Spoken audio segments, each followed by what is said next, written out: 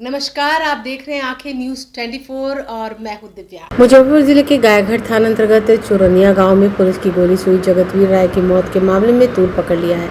पुण्य संत राजेंद्र उर्फ पप्पू यादव आज चोकाखुद परिवार से मुलाकात कर गहरी संवेदना व्यक्त की और आर्थिक सहायता भी प्रदान की। उन्होंने इस घटना को बेहद दुख व चिंताजनक बताते हुए पीड़ित परिवार को हर हाल में न्याय दिलाने का भरोसा दिलाया।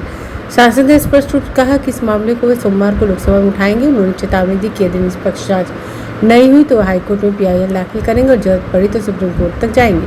उन्होंने कहा यह लड़ाई किसी एक परिवार की नहीं बल्कि न्याय और व्यवस्था की लड़ाई है जिसे हर हाल में लड़ा जाएगा। यादव ने पुलिस प्रशासन पर गंभीर सवाल उठाते हुए कहा कि घटना को गलत तरीके से प्रस्तुत किया जा रहा है। उन्होंने दावा किया कि ना तो कोई मुठभेड़ हुई ना ही कोई नया बड़ा विवाद आया। यदि सत्ता कानून निभाने वाले आतंकवादी हो जाए, अपराधी हो जाए तो फिर न्याय के लिए कुछ भी किया जा सकता है। यदि SP साहब से मेरा आग्रह है कि SP साहब, ना तो कोई मुठभेड़ हुई, ना तो कोई झगड़ा हुआ, रात में ना तो कोई आदमी थे। मैं आपको चैलेंज करता हूं SP साहब, यदि झगड़ा हुआ हो तो आप वीडियो दिखाइए। मैं वो नहीं कह रहा हूं, आप शांत रहिए ना। आप वीडियो दिखाइए कि जब आपके थाना प्रभारी आए और उस वक्त 2 से 3 आदमी से ज्यादा रात में बाथरूम जब बकवास हुआ तब लोग और 2-3 आदमी निकले। ना कोई यहां पर पब्लिक क्लैश हुई। कौन पब्लिक 12 बजे रात में जगी रहेगी? क्यों जगी रहेगी? आप रेड करने आए तो किसको पता चलेगा? और यदि पब्लिक क्लैश होता तो उसका वीडियो बनता, पहले से पब्लिक मॉब होती। सोशल मीडिया का युग है, आप उस मॉब को आपके पास होता, आप उसको गलत डाइवर्ट कर रहे हैं और प्रेस के लोग गलत लिख रहे हैं। भैया कब तक जात पात कीजिएगा सब प्रेस के लोग? क्या कोई दलित गरीब होना, जादव होना गुनाह है क्या? क्या उसको सही तरीके से जीने का राइट नहीं है? क्या उसकी जिंदगी नहीं है? ना कोई रगड़ा, ना कोई झगड़ा, ना कोई लड़ाई। और यदि किसी MP और बड़े रसूखदार का नाम हो, पहले भी हम इन अपराधियों से लड़े हैं इस मुजफ्फरपुर में। ये सब के सब मुजफ्फरपुर के दलाल हैं। जमीन कब्जा करने वाला, फलना कब्जा करने वाला, 3-3 महीना इन अपराधियों से हम लड़े हैं। हम उच्च स्तरीय जांच की मांग करेंगे DGP साहब और मुख्यमंत्री जी। पूरी SIT पटना की टीम से जांच करवाइए। और ये कोई भूल चूक नहीं है, ये हत्या है। इसके पहले भी कई घटना कर चुका है ये, इसलिए उन पर 302 का मुकदमा लगना चाहिए और उनकी गिरफ्तारी होनी चाहिए और उनको जेल जाना चाहिए और SPD ट्रायल लगनी होनी चाहिए। सस्पेंशन आप उल्टे धमकी दे रहे हैं। अरे MP साहब, कितना पैसा आप लूटे हैं? जितना आप रघुवंश बाबू से कमाए होंगे उतना पप्पू यादव डेली बांटता है। आप हमको पैसा दिखाते हैं मेरे समाज को। दूसरी गोली एक और लोग थे, उसको मारने का प्रयास किया, जिसमें उसकी बच्ची ने बाह पकड़ के ही लिया तो भैंस को लग गया। कोई भी आदमी जो बिल्कुल होश में रह करके इतनी बड़ी घटना, या तो होश में नहीं था या तो अहंकार में रहता है वो आदमी। और मैंने जो फोटो देखा अभी, एक बड़े नेताओं के घर उनको संरक्षण प्राप्त है,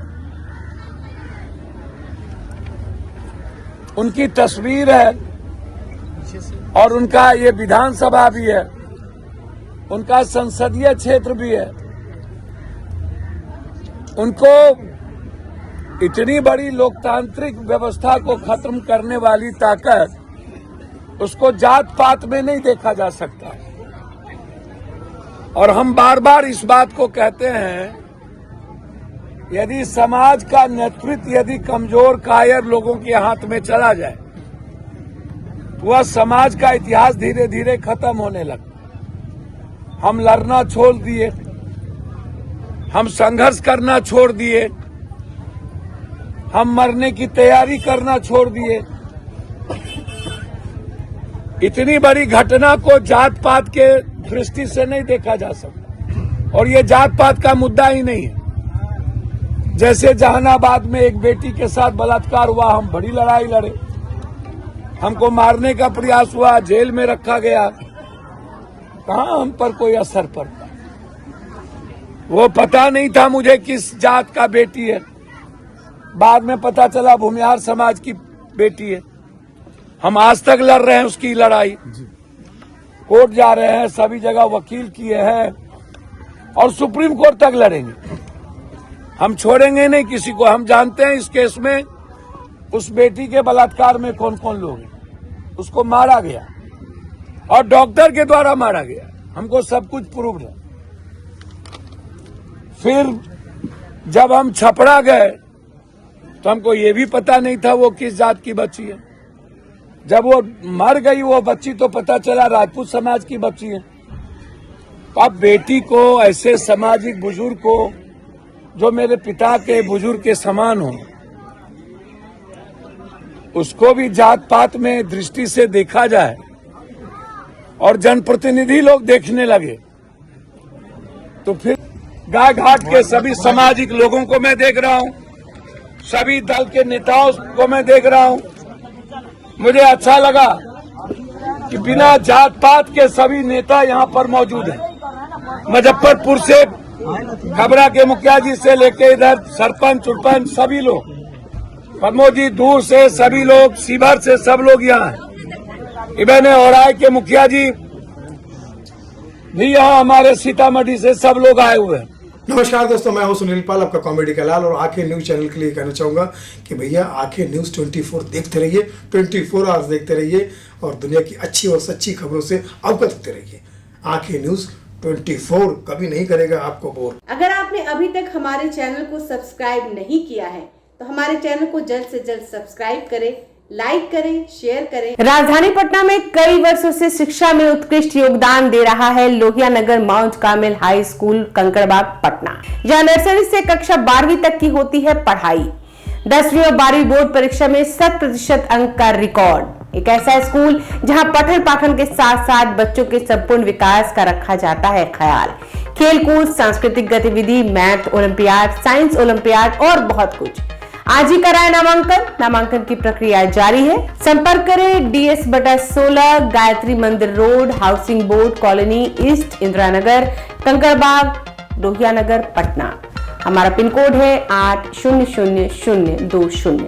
पटना में कई वर्षों से शिक्षा में अहम योगदान दे रहा है Gyansthali high school Alamganj Patna city, जहां 10वीं और 12वीं की बोर्ड परीक्षाओं में 100% अंक प्राप्त कर रहे हैं बच्चे। एक ऐसा स्कूल जहां न केवल होती है पढ़ाई बल्कि साथ ही साथ होती है कल्चरल एक्टिविटी, स्पोर्ट्स एक्टिविटी से जुड़े गेम्स, मैथ ओलंपियाड से लेकर साइंस ओलंपियाड, जहां बच्चों के लिए स्कूल कैंपस अत्याधुनिक सुविधाओं से लैस, छोटे बच्चों के लिए वाहन और ट्रांसपोर्ट की विशेष सुविधा। तो देर किस बात की, आज ही कराएं अपना नामांकन Gyansthali high school Alamganj Patna city में, जहां नामांकन की प्रक्रिया जारी है। संपर्क करें पुलिस चौकी Alamganj main road near Alamganj थाना, पटना, बिहार 800007।